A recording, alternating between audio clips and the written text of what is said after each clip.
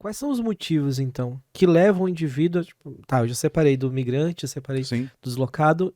O que é que leva, quais são as principais razões que levam alguém a se tornar um refugiado? Ao longo do processo histórico, se a gente for observar a história, vão ser causas, né? É, em cada momento da história vai ter um ponto-chave. Em geral, o que a gente observa é que conflitos, guerras, são o ponto mais comum do deslocamento de pessoas. Então, na maioria das vezes, a gente tem observado que alguma guerra ocasionou essa migração. Pós-guerras, o que é que a gente vai observar? Aí a gente tem a questão, você até cita da questão dos judeus, né? Sim. Conflitos religiosos, né? Que não necessariamente, como eles chamam de guerra santa, Uhum. né? Na maioria das vezes se tipifica isso como guerra santa. Aquele movimento ele não está em conflito naquele exato momento, mas existe uma perseguição, Historicamente. existe uma condição de linha, né, Uhum. histórica. Como também tem questões de tragédias naturais.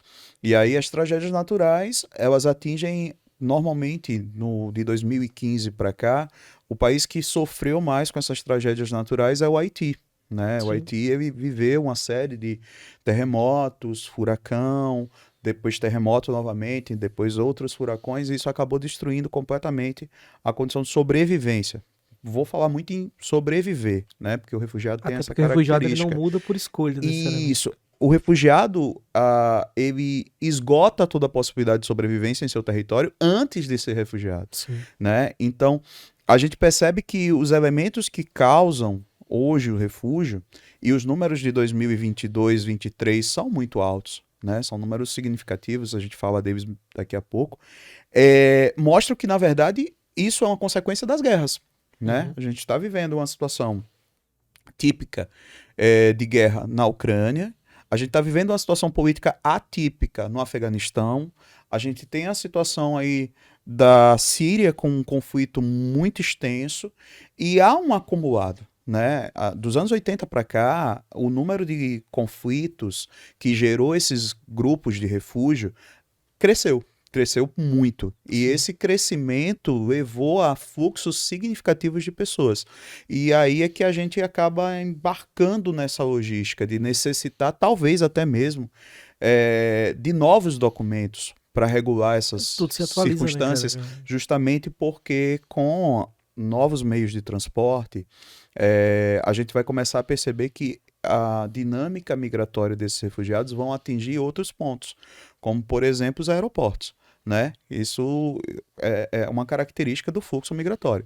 Né? Se antigamente esse problema era maior nos portos, hoje eles são nos aeroportos. Sim. Né? E aí há uma mudança também do fenômeno, né, legislativo sobre questão de interpretar as leis de como regular essas entradas e saídas dentro dos Porque países. imagina, você tocou um ponto que ficou martelando aqui na minha cabeça.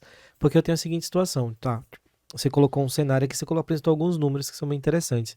Se eu pego, tipo, isso existe desde pós, a ONU define pelo menos pós Segunda Guerra Mundial. Mas se eu observo, tipo, imagina o cenário hoje. Essa situação dos refugiados, ela tá piorando ou não?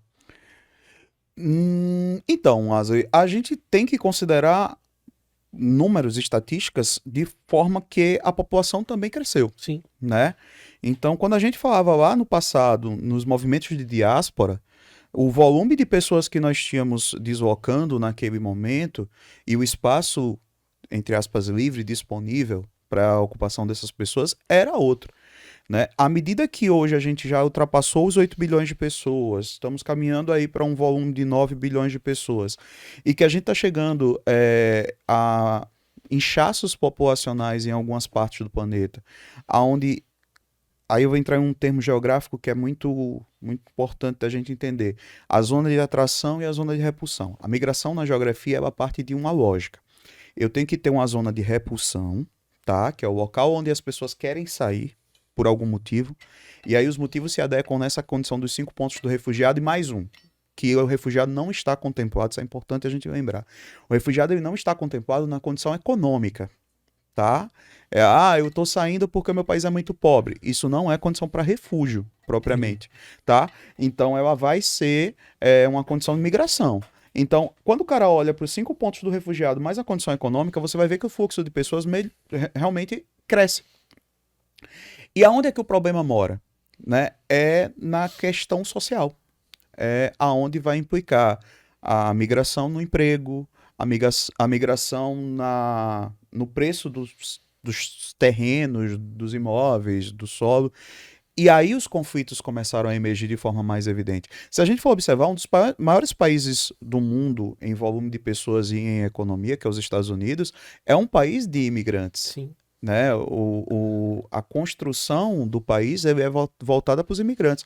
Porém, é hoje considerado um dos países que é mais conflituosos com a questão do imigrante, justamente porque atingiu talvez o inchaço, né? O volume seria muito grande.